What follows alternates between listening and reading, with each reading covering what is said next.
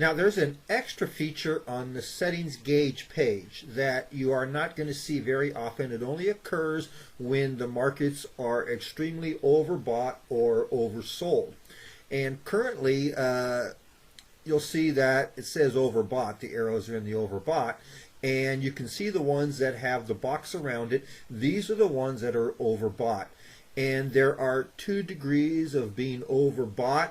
And as you see here, you can see this arrow is really small and this one is a bit bigger, small and a bit bigger. So these small ones are at the most extreme. You cannot get any worse. And the ones that are bigger are at the second to worse. So if it should continue any further, it would get a small one. Otherwise, they would be like these 3 in the middle. These 3 in the middle have not been that much overbought, so they are not highlighted yet. So let's take a look, and you can click on these and we're going to take a look. So let's take a look at this one. We're going to click on it. This is the 2-1, and this is a 13-year time period, and you can see there's only been 2 times in 13 years that this one has been at this extreme level, and it's never been at the second to extreme level. Now let's take a look at a different one. Let's take a look at the 5-1, which is our current default setting, and you can see it's in the second to most extreme. So it could still go more buying for this one here, and let's take a look at it.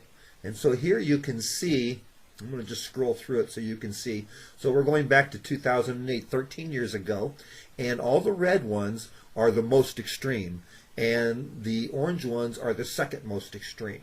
So you can see 217, 2008 extreme, 119, 2012. So this didn't happen again until 4 years later, and then it happened again about 1 year later, and then it happened 4 months later, and then it didn't happen again for almost 4 years, and then it took 3 years, and now it hasn't happened yet, but it could actually happen on the next one. Now let's take a look at what would happen when we're at these extremes. What does the market do? All right, so let's take a look at these days to see what happened after we had these extreme days of buying. So that's 12/17/2008. All right, so we're looking for 12/17/2008, which is right here. And if you look up in the box here, you can see that the S&P closed at, whoops, let me put it back, closed at 904.42. And then we can see down here on 3/9/2009, it was down to 676.53. So that was about a 15% crash that came after that in the markets. And now we'll check out 1/19/2012. Okay, 1/19/12. You can see it closed at 1314.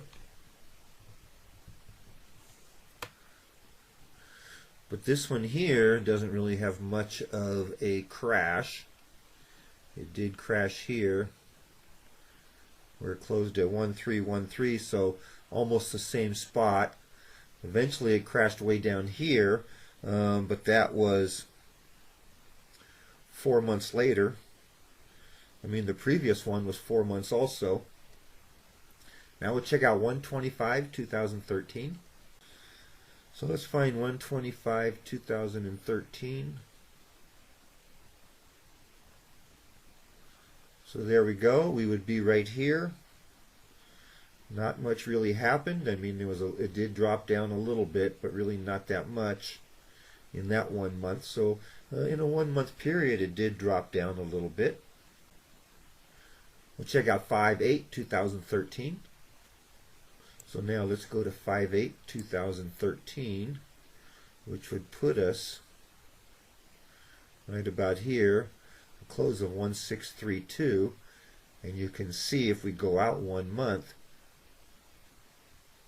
6/8, we would be right in here. So a little bit of a drop, but then even more of a drop over here. And now we'll check out 2/23/2017. 223.17, which would be right there.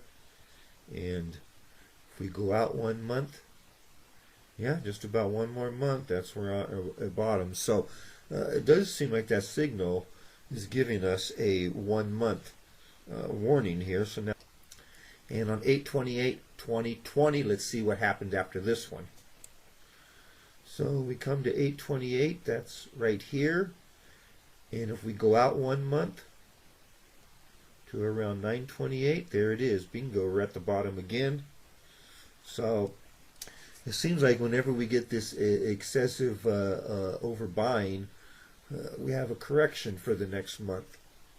Maybe even more, but they all seem to have a comment of a correction over the next month. So we don't see these extreme boxes on here too often, but I wanted to make this video and just show you that when you do see it, this is how you can read it when you are looking over at this boxes. That's what these mean. So in this case, there is no red ones, and we're on the 6th one right here. And as you see, it is in the very small one. So these are all really big extremes. This one also has never had a second best extreme, so that's why there's no red boxes on here. All right, so I hope this explains a little bit better what you're seeing here when you click on this box and these overbought or oversold extreme situations like we're seeing now.